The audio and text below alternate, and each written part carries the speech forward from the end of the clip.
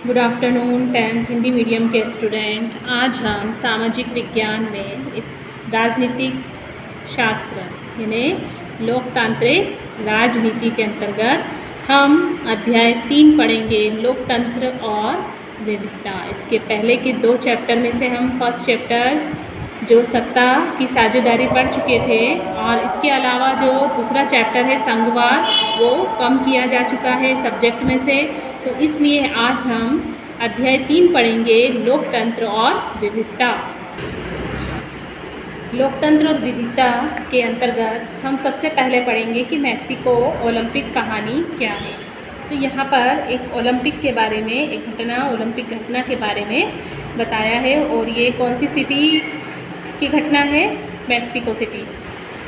इस पृष्ठ पर छपी तस्वीर अमेरिका में चले नागरिक अधिकार आंदोलन की एक प्रमुख घटना से संबंधित है। कौन सा आंदोलन चल रहा था? नागरिक अधिकार के अंतर्गत 1968 यानी 1968 में मैक्सिको सिटी में हुए ओलंपिक मुकाबलों की 200 मीटर दौड़ के पदक समारोह की तस्वीर है ये। अमेरिका का राष्ट्रगान उस समय बज रहा है और सिर झुकाए तथा मुट्ठी ताने हुए जो 2 खिलाड़ी खड़े हैं वे हैं अमेरिकी धावक टॉमी स्मिथ और जॉन कार्लोस। ये एफ्रो अमेरिकी है। कौन है ये? एफ्रो अमेरिकी, जैसा कि चित्र में दिखाया गया है। इन्होंने क्रमशः स्वर्ण और कांस्य पदक जीता था। कौन सा पदक जीता था इन्होंने? स्वर्ण और कांस्य। और इन्होंने जूते नहीं पहने थे और सिर्फ मोजे चढ़ाए पुरस्कार लेकर दोनों ने यह जताने की कोशिश की कि अमेरिकी अश्वेत लोग गरीब हैं। स्मिथ ने अपने गले में एक काला मफलर जैसा परिधान भी पहना था जो अश्वेत लोगों के आत्मगौरव का प्रतीक है। कार्लोस ने मारे गए अश्वेत लोगों की याद में काले मनकों की एक माला पहनी थी। और अपने इन प्रतीकों के तौर तरीकों से उन्होंने अमेरिका में होने वाले रंग भेद के प्रति अंतर्राष्ट्रीय बिरादरी का ध्यान खींचने की कोशिश की। उन्होंने सबको, क्योंकि वहाँ पर सभी राष्ट्र के लोग मौजूद थे, इसलिए उन्होंने सबको ये बताना चाहा कि अमेरिका में क्या हो रहा है, रंग भेद का बर्ताव किया जा रहा है और किस तरह से अश्वेत लोगों के साथ बुरा व्यवहार हो रहा है। तो उन्होंने इस तरह के कपड़ों के द्वारा और वेशभूषा के द्वारा उनको बताया कि अंतर्राष्ट्रीय बिरादरी को बताया कि यहाँ रंगभेद की नीति अपनाई जा रही है। काले दस्ताने और बंधी हुई मुठ्ठियाँ अश्वेत शक्ति का प्रतीक थी। रजत पदक जीतने वाले ऑस्ट्रेलियाई धावक था जिसका नाम था पीटर नॉर्मन ने पुरस्कार समारोह में अपनी जर्सी पर मानवाधिकार का बिल्ला लगाकर इन दोनों अमेरिकी खिलाड़ियों के प्रति अपना समर्थन जताया। क्या कार्लोस और स्मिथ द्वारा अमेरिकी समाज के आंतरिक मामलों का अंतर्राष्ट्रीय मंच पर उठाना उचित था? अब क्या आप उनके काम को राजनीतिक मानेंगे? पीटर नॉर्मन, जो ना कि अमेरिकी थे ना अश्वेत, क्यों इस विरोध में शामिल हो गए? क्या आप उनकी जगह होते तो ऐसा ही करते? तो यह कहने का क्या तात्पर्य है कि अंतर्राष्ट्रीय ओलंपिक संघ ने कार्लोस और स्मिथ द्वारा राजनीतिक बयान देने की इस युक्ति को ओलंपिक भावना के विरुद्ध बताते हुए उन्हें दोषी करार दिया। उन्हें ऐसा करने के लिए क्या दी गई? सजा दी गई।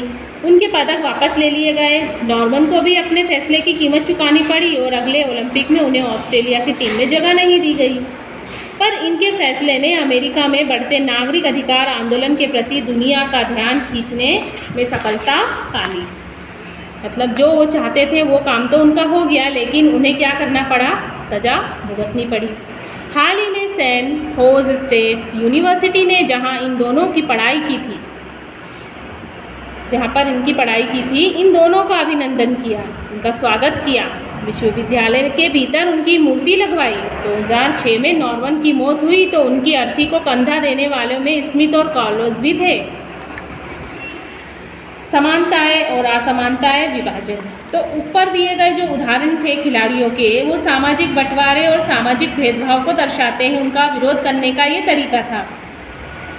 पर क्या ऐसा भेदभाव सिर्फ नस्ल या रंग के आधार पर ही होता है? नहीं, ऐसा नहीं है। उदाहरण के लिए बेल्जियम और श्रीलंका में यह विभाजन क्षेत्रीय और सामाजिक दोनों तरह से हमने पहले पार्ट में पढ़ा था कि किस तरह से बेल्जियम में अलग अलग इलाकों में रहने वाले लोग अलग अलग भाषाएं बोलते हैं, और श्रीलंका में यह बंटवारा दूसरी तरफ से देखा जाए तो भाषा और क्षेत्र दोनों के आधार पर दिखाई दिया। तो हर प्रकार से हर समाज में सामाजिक विविधता अलग अलग रूप में सामने आती है। अब सामाजिक भेदभाव की उत्पत्ति का कारण क्या है? तो सामाजिक विभाजन अधिकांशतः जन्म पर आधारित होता है। जन्म के तौर पर देखा जाए तो उसी के द्वारा इसको क्या करता है? अलग अलग करता है। सामान्य तौर पर अपना समुदाय चुनना हमारे वश में नहीं होता। हम सिर्फ इस आधार पर किसी खास समुदाय के सदस्य हो सकते हैं। हमारा जन्म उस समुदाय के एक परिवार में हुआ होता है। जन्म पर आधारित सामाजिक विभाजन का अनुभव हम अपने दैनिक जीवन में लगभग रोज ही करते हैं। हम अपने आसपास देखते हैं कि चाहे कोई स्त्री हो या पुरुष, लंबा हो या छोटा, सबकी चमड़ी का रंग अलग अलग, उनकी शारीरिक क्षमताएं और अक्षमताएं भी अलग अलग होती है।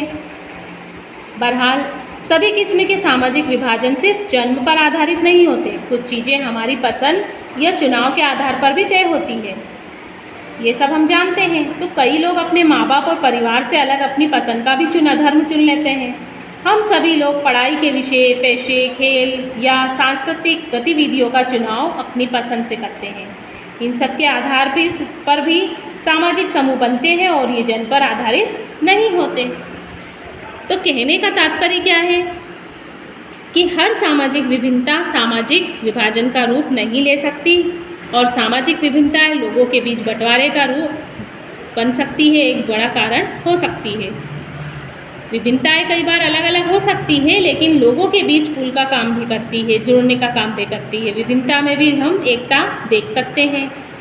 सामाजिक समूहों के लोग अपने समूहों की सीमाओं से परे भी असमानता और समानताओं का अनुभव करते हैं, जो उदाहरण हम पहले ही देख चुके हैं। किसके बारे में?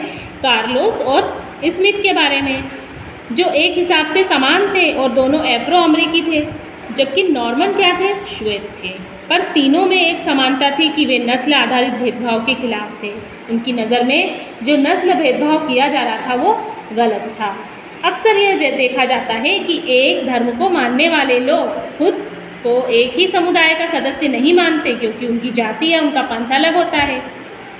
यह भी संभव है कि अलग अलग धर्म के अनुयायी होकर भी एक जाति वाले लोग खुद को एक दूसरे से ज़्यादा करीब महसूस करते हैं। एक ही परिवार के अमीर और गरीब ज़्यादा घनिष्ठ संबंध नहीं रखते, क्योंकि उनकी सोच अलग हो सकती है, उनके सोचने का तरीका अलग हो सकता है, रहन सहन अलग हो सकता है। इस प्रकार हम कह सकते हैं कि सभी एक से ज़्यादा पहचान के होते हैं। लोग एक से ज़्यादा सामाजिक समूहों का हिस्सा भी बन सकते हैं। दरअसल हर संदर्भ में हमारी पहचान एक अलग रूप धारण करती है, एक अलग तरह का रूप का निर्माण करती है। यहाँ तक आपको इस पाठ को पढ़ना है। आगे हम देखेंगे कि किस तरह से सामंजस्य और टकराव में विभिन्नताएं देखने को मिलती है, और इसके कुछ उदाहरण, बहुत सारे उदाहरण हम पढ़ेंगे।